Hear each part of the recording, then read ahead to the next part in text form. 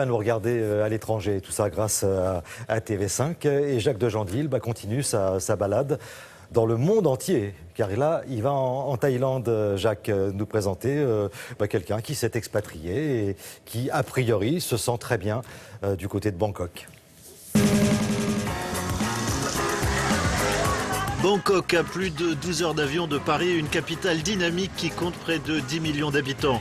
C'est là qu'Amélie, son mari et leurs 4 filles se sont installés en août 2011. Qui veut encore du pain? J'ai suivi mon mari en fait qui est muté dans le cadre de son travail. Donc on est expatrié ici.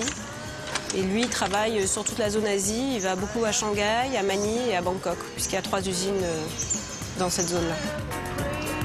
Ouais, ça fait du bien.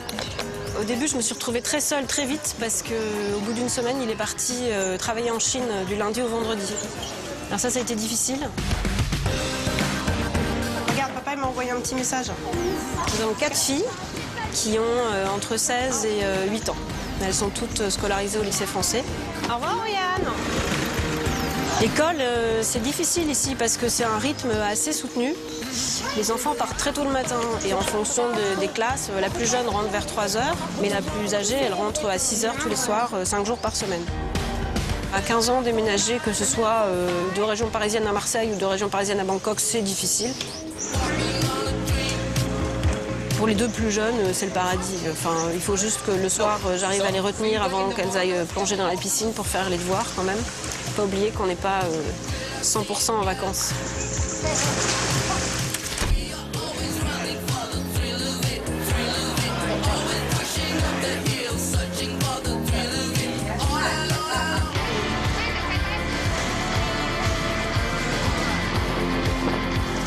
Je me régale. La vie se passe dehors à Bangkok, donc moi je me déplace beaucoup en moto-taxi. Alors c'est un peu dangereux, mais bon, je me suis acheté un casque.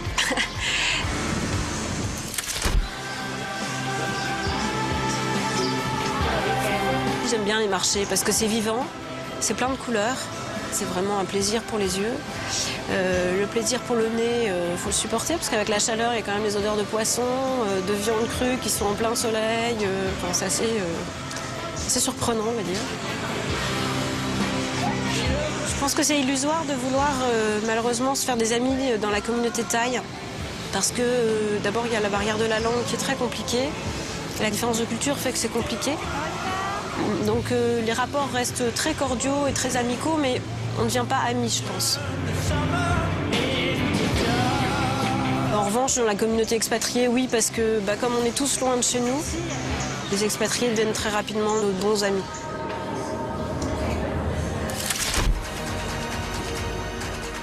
Je suis très heureuse. En même temps, je garde à cœur de transmettre à mes enfants le fait que c'est pas ça la vraie vie.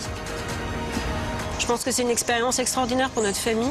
C'est une bonne ouverture à la différence et à une autre culture. Néanmoins, on est quand même des Français. Et la vie en France, c'est pas ça. Enfin, on est hyper gâtés, on a un énorme appartement, on est aidés, on a des conditions de vie de rêve. Donc on en profite. Mais en gardant dans un petit coin de notre tête qu'un jour, ce sera fini sans doute. Il y a un peu moins de 10 000 Français qui, comme la jolie famille d'Amélie, se sont installés ici en Thaïlande. Ils se partagent entre Bangkok, Pattaya, Phuket ou Chiang Mai. Voilà, il ne me reste plus qu'à vous souhaiter une très bonne journée. Et n'oubliez pas, d'ici aussi, on regarde Télématin. On ne l'oublie pas, Jacques, on ne l'oublie pas. Et on embrasse donc tous ceux et toutes celles qui le regardent un peu partout dans le monde. Olivia